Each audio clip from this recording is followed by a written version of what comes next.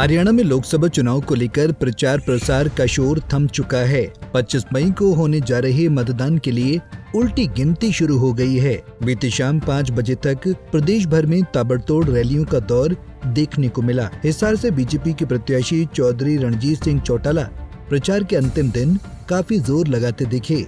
उन्होंने कई गाँव का दौरा कर बीजेपी के पक्ष में वोट करने की अपील की। चौटाला का गांव-गांव में भव्य स्वागत भी देखने को मिला। इस मौके पर रणजीत चौटाला ने कांग्रेस उम्मीदवार जयप्रकाश पर चुटकी लेते हुए कहा कि पूरी कांग्रेस इन दिनों पूर्व सीएम भूपेंद्र सिंह हुड्डा के समर्थकों को हराने में लगी हुई है।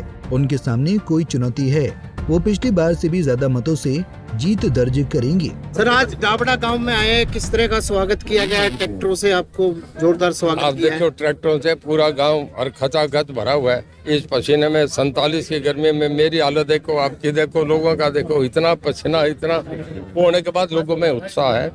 लोग केवल मोदी मोदी मोदी मोदी का नाम। सर, राहुल गांधी और प्रियंका गांधी भी अब हरियाणा में आ गए, क्या लगता है इनका? देखिए, वो यूपी में गए, वहाँ 80 में 2 सीट आई है।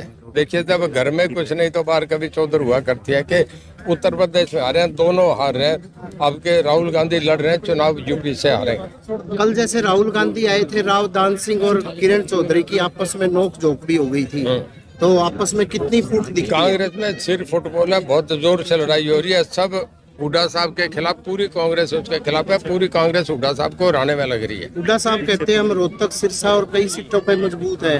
देखिए, हुड्डा साहब कहे चाहे, हुड्डा साहब पिछली बार भी 2.25 लाख से आ रहे थे। अब उनका बेटा लड़ रहा है, हुड्डा साहब तो लड़ने से ही हट गए। मैं नहीं मानता कि हुड्डा साहब 10 की 10 हम सीट जीतेंगे, हम भारतीय जनता पार्टी जीतेंगे। कल सर जयप्रकाश ने प्रेस कॉन्फ्रेंस करके जैसे आपने रैली की थी, उसमें इस तरह का आरोप लगाया कि आपकी रैली में बाहर के लोग थे, इस तरह का आरोप लगाया। देखिए, रणजीत सिंह का दम है ना, अगर मैं बाहर के ला सकता हूँ तो हिसार के तो पता नहीं कितने आए होंगे।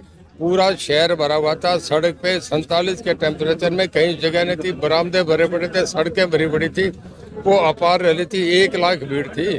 बाहर के आगे होंगे, पर अगर बाहर के भी आए तो 70% तो हिसार के होंगे, 70% तो बाहर के। कितनी गर्मी में कौन आता है?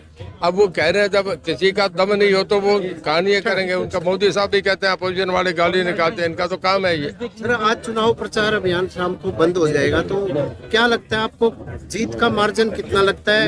मेरा ये अंदाजा है कि पिछले मार्जिन से हमारा बढ़ के आएगा।